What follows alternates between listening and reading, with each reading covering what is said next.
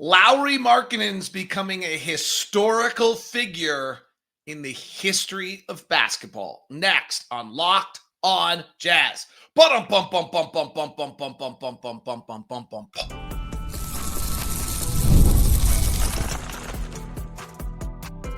You are Locked on Jazz, your daily podcast on the Utah Jazz. Part of the Locked On Podcast Network.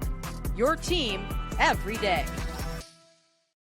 How are you? I'm David Locke, radio voice of the Utah Jazz, Jazz NBA insider. This is Locked on Jazz. It's your daily podcast on the Utah Jazz, giving you insight, expertise, geeky numbers, and hopefully making it way better to be a Jazz fan each and every day. Thank you so much for making Locked on Jazz your first listen of the day.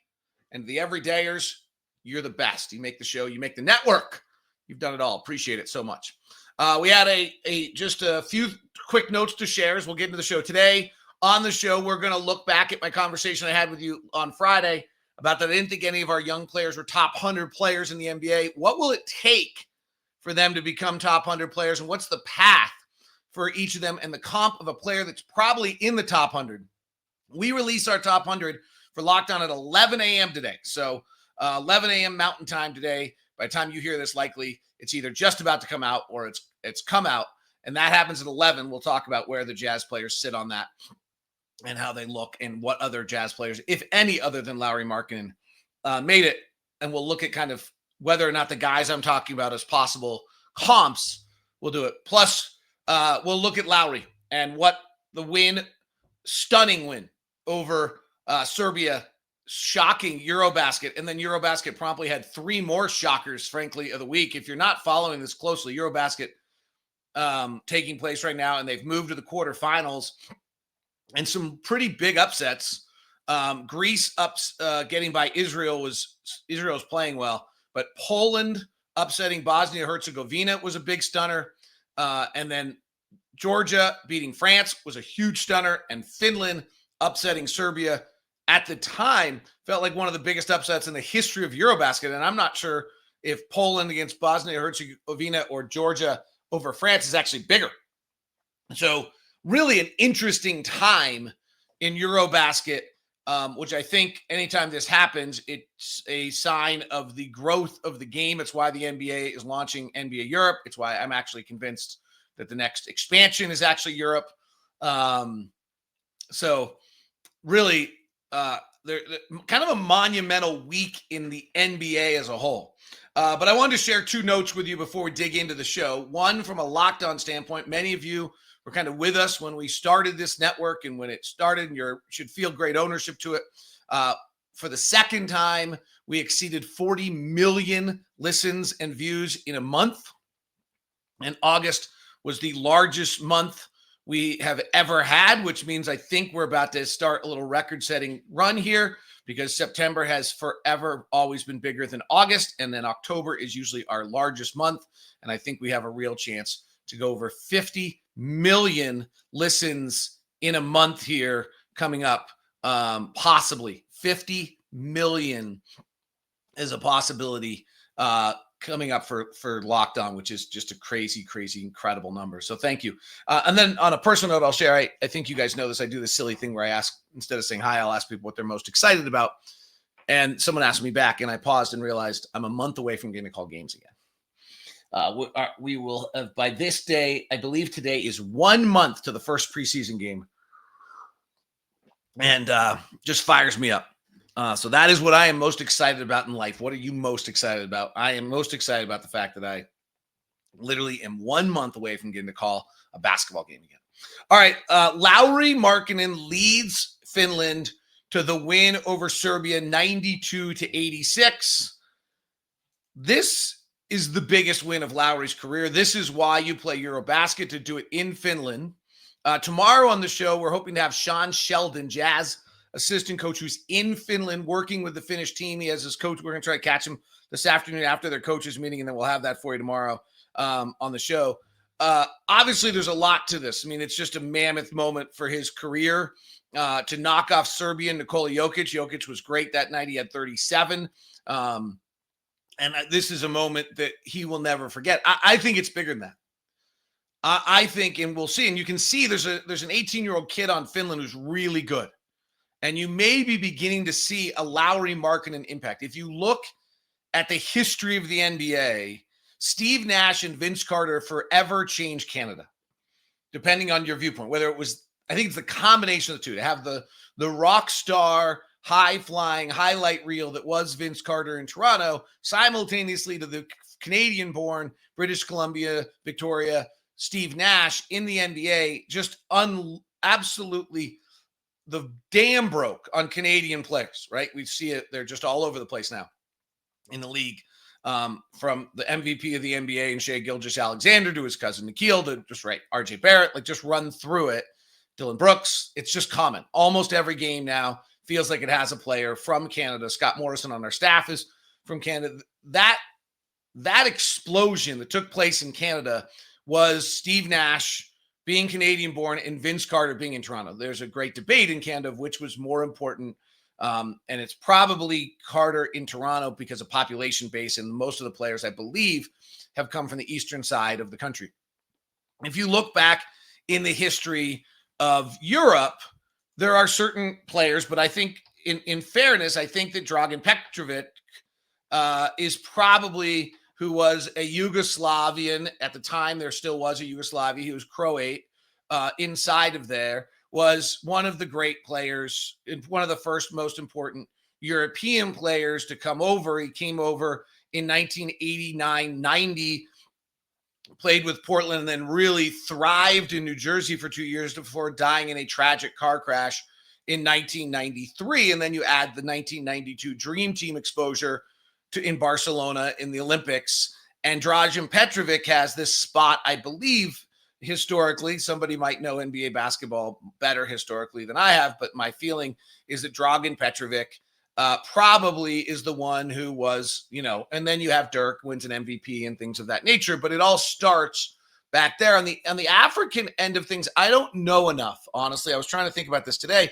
Like, the easy answer is Akeem, but I think coupling all of Africa as one country, as one country instead of one continent, it would be the same thing as saying that the entire European onslaught of players came from one player, which I somewhat did with Dragan, but I think Dragan also was the Yugoslavian players that then became Vlade Divac, and then obviously the breaking of the countries. And so now you have the Serbians, the Croats, the Slovenians, and the rest, with Jokic and Doncic being two of the best players in the world. So I don't know. I mean, Akeem Olajuwon would be the quick answer there on the player who had the similar impact, but I'm a little careful of trying to characterize Africa as one funnel to the NBA world. And then obviously we did Basketball Without Borders, which has had a massive impact as well. The final one, and so what this means is I do think that we may see, and there's not going to be hockey as the sport, but it's an indoor sport in an indoor part of the country. I do wonder if we're going to see a Finnish/Norwegian run of players. The height is certainly there, right? Like the tallest country in some of the tallest countries in the US, I believe, are Serbia, Holland, and then some of the Norwegian countries have the tallest people. So the height is there. Will they turn into basketball players? And we're seeing there's a young kid on this Finnish team who I think feels like he's got a chance here at some point. And it will be a decade or more past, but there's a real chance that what Lauri Markkanen is doing right now is setting the groundwork of opening the door and the eyes to young kids the way Vince Carter did in Canada, the way Dragan Petrovic did in the former Yugoslavian in Europe, and the way that Akeem Olajuwon did for portions of Africa. I think it's an incredible moment. Like, this is on their home country, having the EuroBasket take place, have this win, have this NBA All-Star. It's been bubbling. Lauri's spot now in Norwegian historical basketball, Finland specifically, obviously the greatest player ever out of Finland prior to this, but now I think begins to have a ripple effect where it becomes historical. And we'll look back, I think, to see that Lauri Markkanen was the impetus that led to more players from this region to the NBA or to whatever becomes of EuroBasket with the NBA's involvement. So pretty incredible. And then obviously his spot in the history of the country will be incredible also.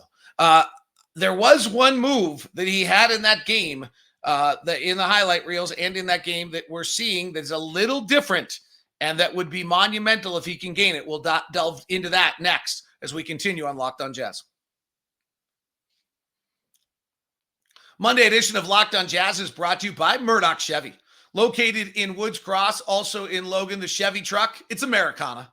The Silverado, the Colorado, absolutely incredible. The SUV lineup, pretty great, with the Blazer as well as the Trailblazer, the Utah County assault vehicles, which we love to refer to as the Suburban and the Tahoe, the SUV lineups. It's that time of year. It's right around the corners. The colors are changing. If you're going to go get something, it's truck month right now. And the 2025 Chevy Silverado, the 1500 crew cab, is 2.9 APR for 72 months at Murdoch Hyundai. Murdoch Chevy. Email me at dlock09@gmail.com. That's dlock09@gmail.com so that I can get you a VIP meeting over at Murdoch Chevy. Get it done. Also, end of year breaks for you as well. The Equinox is at 1.9 or 90 days. And the Equinox EV, Blazer EV, and Silverado EV are all available for you now as well. Today's show is also brought to you by 5 Hour Energy. We all need a little boost every now and then, and 5 Hour Energy is the answer for you. Time to fuel up and turn it up with 5 Hour Energy Transfusion. It brings a bold grape, ginger, lime flavor to your favorite golf drink, minus the alcohol, into a quick, energizing shot.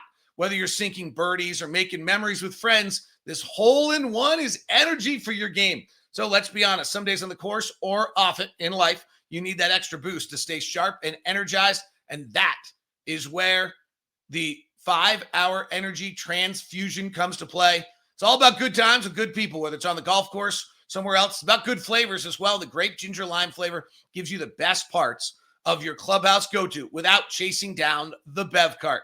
If you go to 5hourenergy.com, that is the number 5, then hourenergy.com. You can use the promo code LOCKEDONGOLF to receive 20% off your order. That's Locked On Golf. The offer is only valid until September 30th. One order cannot be used for other promotion. The code is not good on subscription orders. 5hourenergy.com, the number 5, hourenergy.com.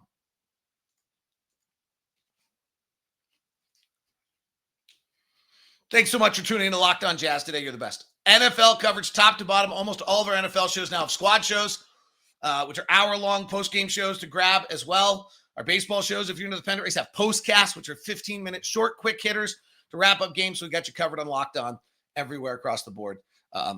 Thank you so much. It's incredible. The numbers, the growth. It's still just amazing what we're doing, and still long ways to go.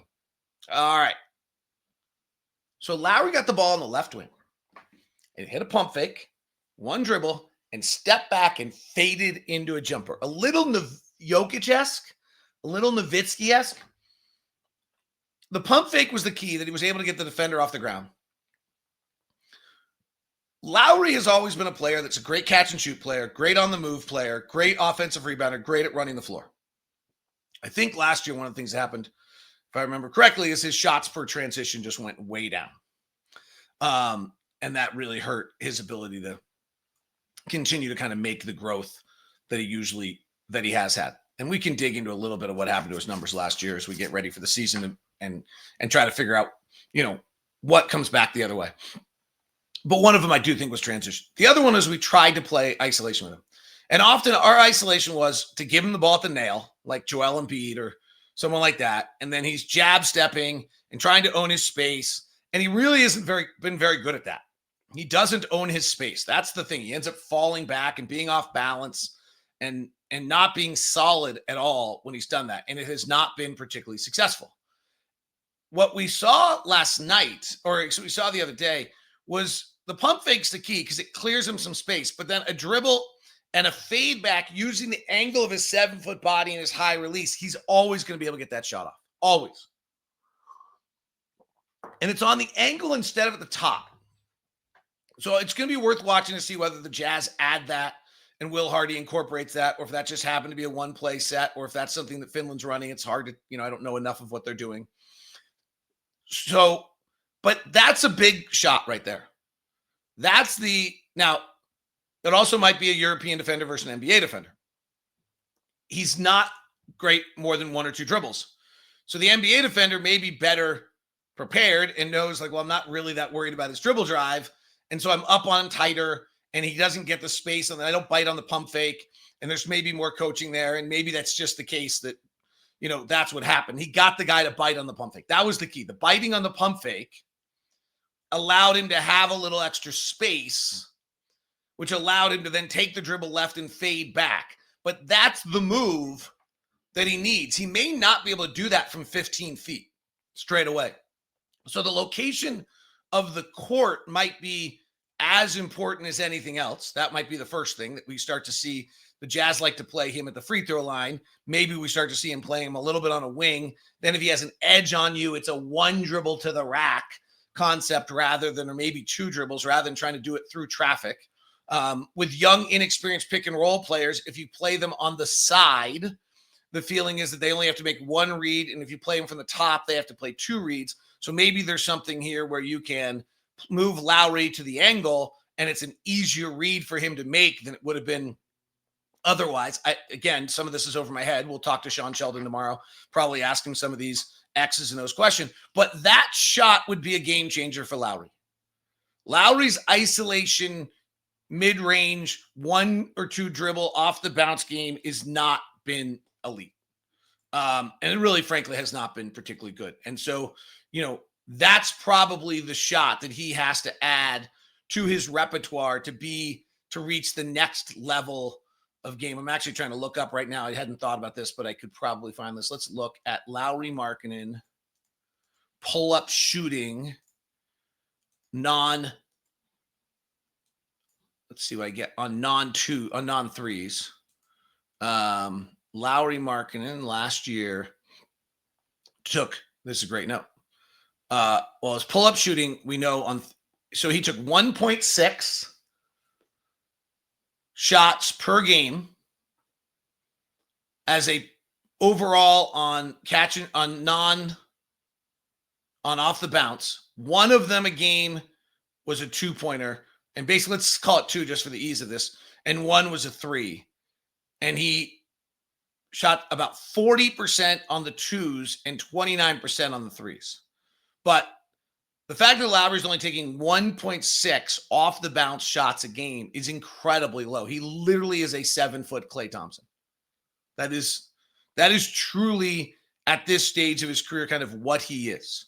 And you'd like to see, he doesn't have to be Colin or Keyonte to take 5 or 6 a game, but you'd like to see him add that piece to the puzzle of an off the bounce isolation mid-range game that would help him out a great deal. And the other one I think we've talked about, but no need for you to why you should truly remember this, but his isolation game has not been as good in the second half ever. His first half of his All-Star year, it was very good, used sparingly. And then as we've gone to more and more isolation for him, he's become less good. And so if you look at the last 2 years combined on Lauri Markkanen's isolations, one, they're not common, right? So that would be the first thing, is that he's only run, see if I can find this for you. He's run 191 isolations or 2.7 per 100 possessions. So probably one a night, right? That's not, the contrast, by the way, 191 isolations. Shea's run 2,500, but I don't also you don't expect him to be Shea, but just to give you the other guys that have run 191 isolations in the NBA over the last 2 years include Jared Butler, Talen Horton-Tucker, Patrick Williams, Cameron Johnson, Buddy Hield, Bogdan Bogdanovic. Pure just catch and shoot players, right? Isaiah Collier ran that many last year. If he ranks of guys over the last 2 seasons in the NBA, he ranks 134th in isolations run. If we go to this is kind of a silly stat because it's such a wide ranging, but if we go to the guys with 200 So we now go to the 200, most isolations. He's not near the top of the pack, right? He's not, or even in efficiency. So he runs the isolation very rarely. He ranks middle of the pack when he does at 0.98 points per. Honestly, if you're going to run that few isolations and you're a 7-footer, you should be better than that, because you should only be picking your spots when you're successful. Unlike, so guys in a comparable, Kyle Anderson, who we just signed, is comparable, 264 isolations at 0.9. Karl Anthony Towns has run 760, is about as efficient. PJ Washington, Nikola Vucevic, who is not much of a one-on-one player. So those are the guys that are comparable to him. In other words, if you can suddenly get Lauri 3 or 4 times a night to now have this pump fake, fade back, be able to create it. He has not been able to create and own the space with strength. Can he do it with some sort of quick movement to use his 7-footness to get open? That's basically my point here. Would be a game changer for Lauri. What gets our young players into the top 100 of the NBA, and who are their comparable players? Next on Locked On Jazz.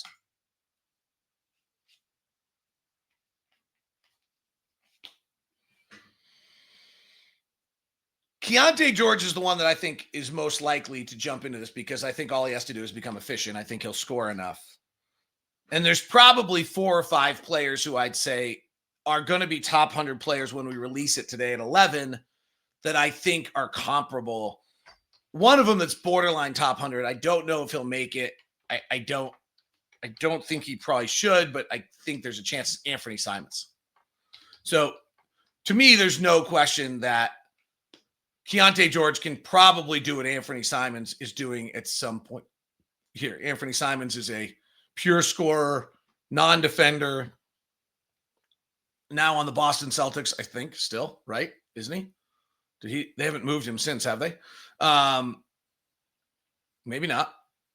But I think that isn't he? Where is Portland traded him, right? Yes, to the Celtics, and then has not moved him yet. But here's a guy for the last 4 years, 17, 21, 23, 19. His effective field goal percentage is dramatically different than Keyonte's. He's at 55, 55, 52, and 52 the last 2 years. 52 gets him right on league average, whereas Keyonte is below that, I believe. And so that would be, this is just a question of Keyonte gets more efficient. Keyonte's averaging 17 points a game with an effective field goal percentage at 48.5. That's the jump. If Keyonte can get a little bit more efficient, he'll get a few more opportunities. He's got to shoot it better. Anfernee Simons is a 40, 38, 39% three-point shooter, 44% overall. That's Keyonte's just got to get more efficient. And Anfernee Simons is right on the edge of that. Emmanuel Quickley would be the other one. Emmanuel Quickley, another kind of similar guard. He'll be top 100, 6'3", 190-pounder. His efficiency's more in the 52% effective field goal percentage range. He's an 18 to 19 player a game. He's shooting 39, 38. That's the jump for Key. Can Key get his three-point shooting from 33, 34 to 38, 39? It's a big difference.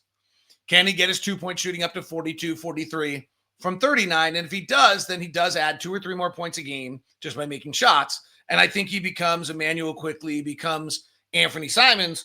I think the one that we would love to see on the progression, and it's not impossible here, is Coby White.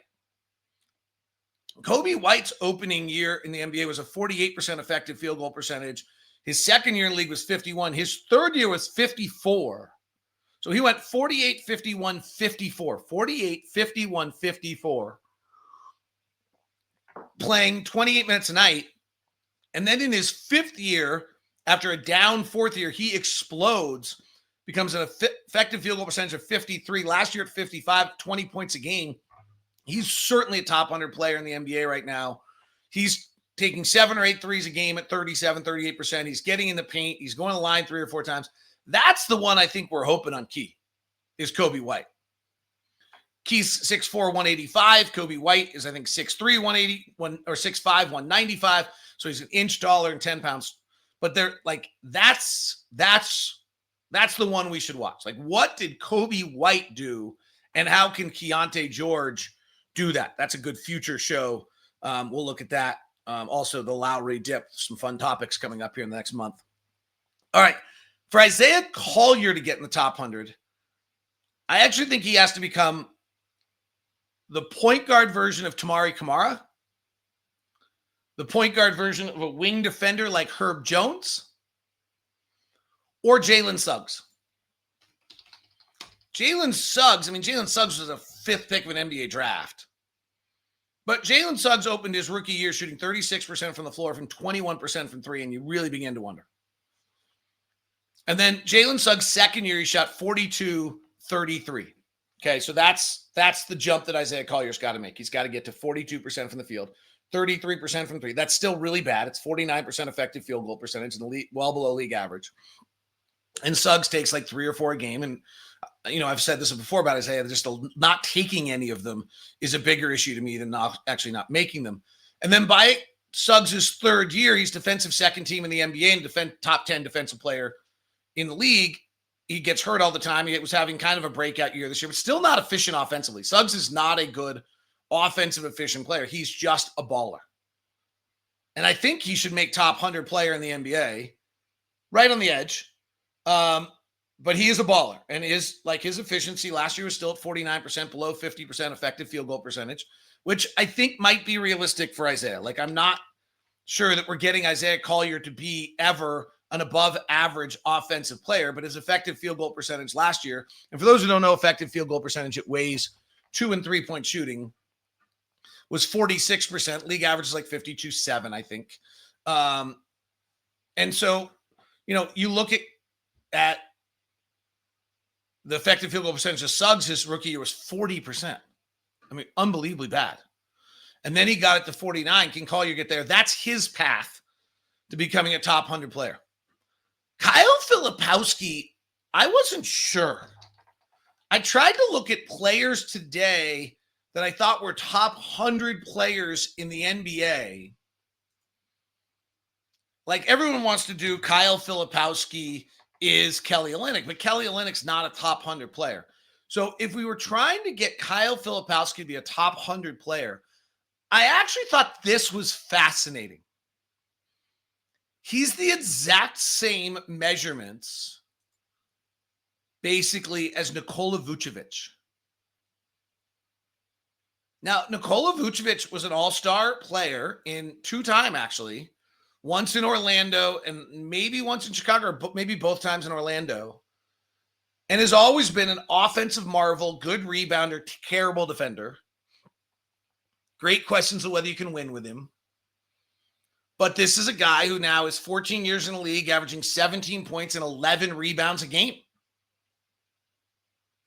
Like, is there a chance that Kyle Filipowski, as the same size, and Vooch is a good passer, 3 or 4 assists a game, could be Nikola Vucevic?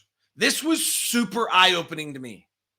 This is the first comp that I've seen on Flip when I made it up, but where I was like, oh, maybe. Like, I've been stuck on Flip on how, as a non-defensive player who has to play the 5, the 4, probably not the 5, can you do this? And now there's Vucevic, but the key on Vooch is he's not even that great a three-point shooter, frankly. He's a 35% three-point shooter. He plays a lot for the mid-range.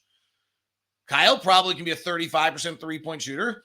His effective field goal percentage has been 53. The last few years in Chicago, it's gone way up under Billy Donovan. In Orlando, it was barely league average. He actually has just been a big numbers guy. Like, he is kind of the capital example right now of empty numbers in the NBA. That one really caught me. I want your thoughts on that one. Taylor Hendricks, way too early to do this, but the answer is Jaden McDaniels. Like, that's who Taylor Hendricks needs to be, and his body is better at this point. Jaden McDaniels is 6'9", 185, and I think that's probably what Taylor Hendricks was when he got hurt, and he's probably 6'9", 225 now. Maybe not that big, but we'll see. So I think Jaden McDaniels is the answer there for Taylor. Now, Taylor played 3 games last year and played 40 the year before. We're a long way away from that. And then I don't know on Bryce Sensabaugh. Because what's interesting when I think of top 100 players in the NBA, the one-dimensional shooter is not on the list anymore.